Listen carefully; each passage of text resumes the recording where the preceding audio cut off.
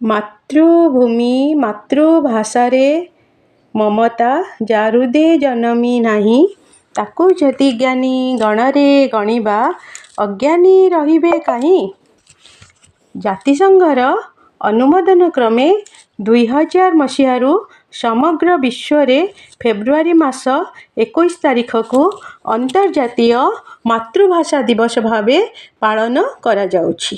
ଐତିହ୍ୟ ସଂସ୍କୃତି ପରମ୍ପରା ରକ୍ଷା ପାଇଁ ମାତୃଭାଷା ଏକ ବଳିଷ୍ଠ ମାଧ୍ୟମ। ମାତୃଭାଷାକୁ ଉପେକ୍ଷା କରି କୌଣସି ଜାତି ବଡ଼ ହୋଇନାହିଁ କି ହୋଇପାରିବ ନାହିଁ।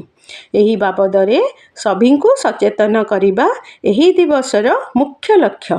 ଫେବୃଆରୀ ମାସ 21 ତାରିଖକୁ ଅନ୍ତର୍ଜାତୀୟ ମାତୃଭାଷା ଦିବସ ଭାବେ ପାଳନ କରିବା ପାଇଁ ୟୁନେସ୍କୋ ପକ୍ଷରୁ ପ୍ରଥମେ 1999 ମସିହାରେ ପ୍ରସ୍ତାବ ଦିଆଯାଇଥିଲା, ଯାହାକି ଅବିଳମ୍ବେ ଜାତିସଂଘ ସ୍ୱୀକୃତି ପ୍ରଦାନ କରିଥିଲା। ଏହା ଏକ ଐତିହାସିକ ଦିବସ।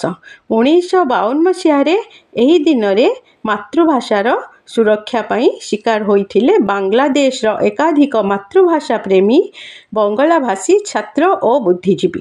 ମାତୃଭାଷାର ସୁରକ୍ଷା ପାଇଁ ଏଭଳି ପ୍ରାଣବଳି ଅନନ୍ୟ।